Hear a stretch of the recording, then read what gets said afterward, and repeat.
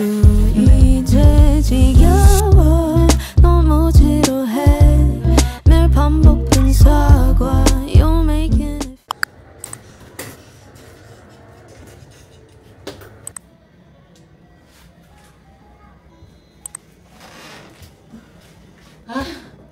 It's so freaking big, guys.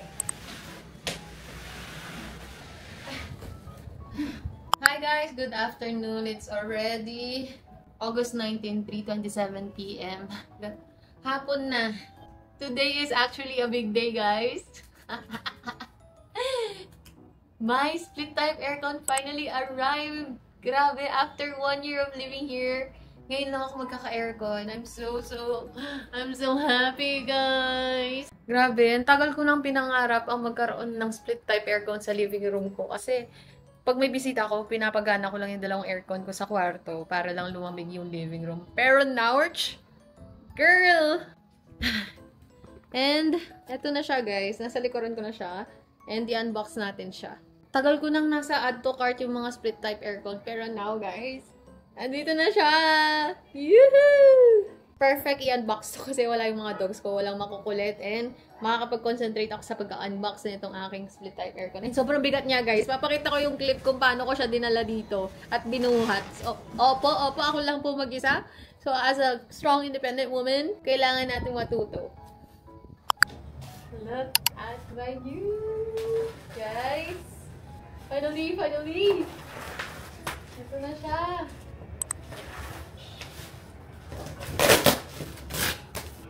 Magpapa-install na tayo ng split type aircon! Guys! Pangarap ko lang ito dati. Ang tagal kong nagkaroon. Ang daming pag-iisip na naganap para lang mabuo tong aircon na to. But, I kept delaying it. And, alam niyo naman, may iba pa akong mga priorities kaysa dito. Pero now, after 1 year, it's here! Alam niyo yung laging sinasabi na pwede pa naman, next time na lang. Siguro mga, ano na lang muna, ito muna yung priority ko, ganun. Pero now na nagluluto ako every time dito sa kusina, I think I had to get one kasi, guys, sobrang init dito sa kusina, lalo na kapag nagpiprito ako, kaya naman need na medyo mas malamig. Dito kasi ako nag-work, dito rin ako nag-e-edit. Alam niyo naman, ito na yung studio ko. Halos yung living room ko, yung studio ko. Kaya naman kailangan ko na ng lamig, guys. At saka pag may bisita kasi ako, gusto ko presko yung pakaramdam nila. So, kailangan ko talaga ng aircon dito sa living room. Oh my gosh! Oh my gosh, guys! I'm so happy! Finally, here it is. My very first split type aircon. It's the Midea Avigator. Nakita ko to and nabudol ako.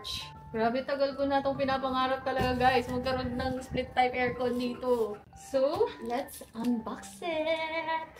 Bukas darating yung mga mag-i-install. Kaya naman excited na ako. So, this is the Midea. Ooh, look at this! Wow!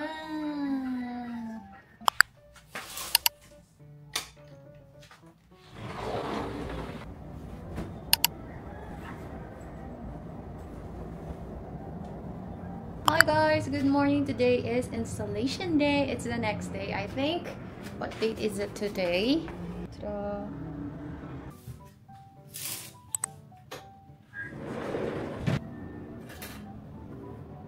I'm not sure where to put the aircon, pero my dad suggested that I should put it here para natatamaan itong sala kapag ino-on siya instead of putting it here. Kasi nga, parang ang kusina naman ang target niya. I'm just gonna clean first before sila dumating.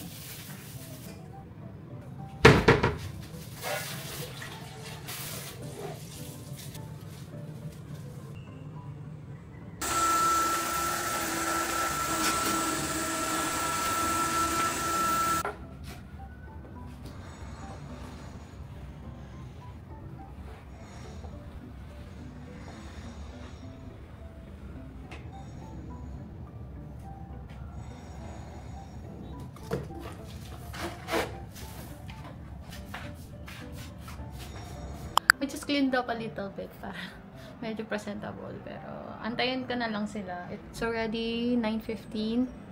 They will arrive after lunch, probably 1 p.m. Ganun. Kaka-aircon na tayo.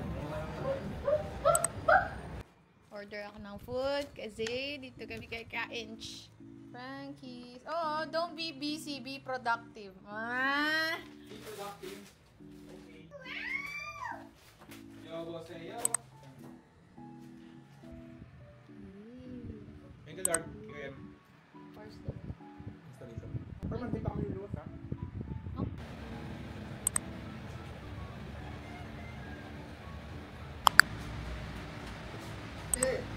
Dito.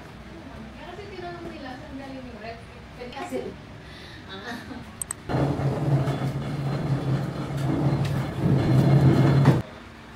binigyan na namin ng space para di sila mahirapan. Tara!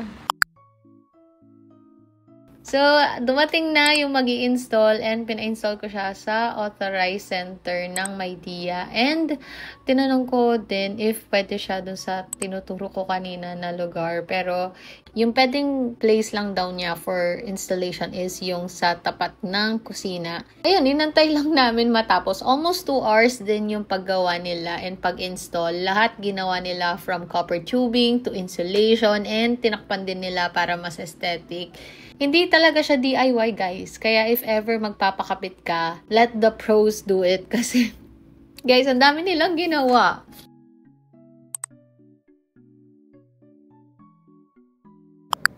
It's finally here, guys. This is the aircon! This is the split type aircon, guys. Finally! Ang tahimik lang niya, guys. As in. So, tinest ko muna siya for 1 day. Tinignan ko kung ano yung mga cool feature na meron siya. Kaya ganyan.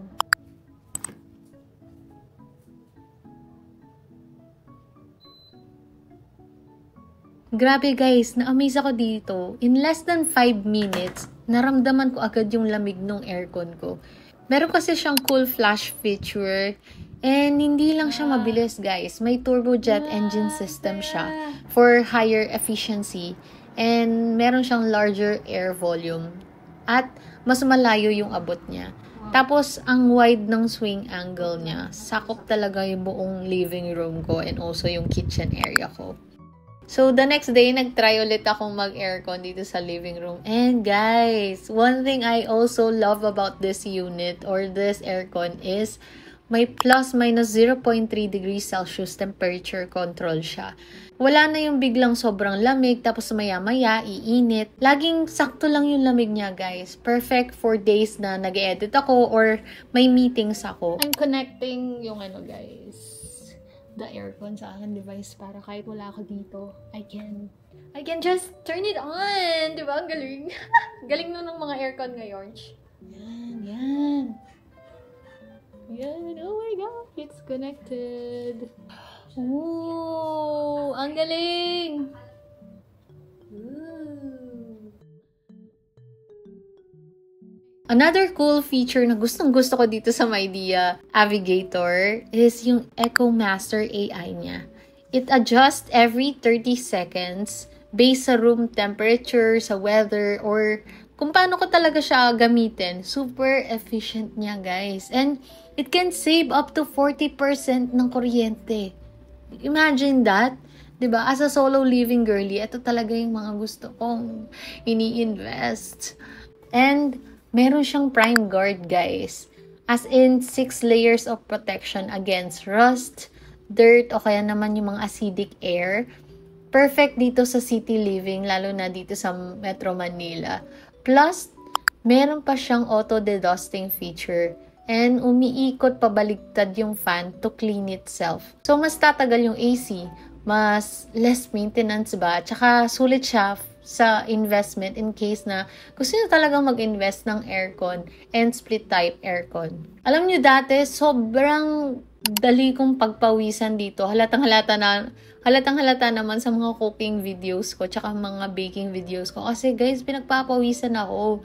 Tapos ngayon, guys, chill lang ako, guys. Like, I can do this every day, all day. Finally, yung space ko is cool na or malamig na. I can actually host people again. And gusto ko to matest if kaya niya kahit may bisita. So, I invited a couple of friends para i-test yung bagong setup. And so far, 100% approve siya. Hindi mainit, kahit madami kami. Press ko pa rin all throughout. And tahimik pa rin yung unit ko kahit may tawanan. Grabe guys, kung hindi ko pa to binili agad, baka umiiyak na talaga ang bangs ko sa sobrang init. Diba parang naghihiwa-hiwalay kasi yung mga bangs ko kapag sobrang pawis na pawis ako. Pero guys, totoo to. Worth it yung paghihintay talaga. After a year of manifesting, saving, and finally deciding, I got it, guys, and I'm so happy. Thank you guys for watching this vlog. Let me know in the comments kung may questions kayo sa unit or kung gusto nyo makita yung electric bill comparison next time. So, yeah. Thank you for watching. See you on my next vlog. Bye!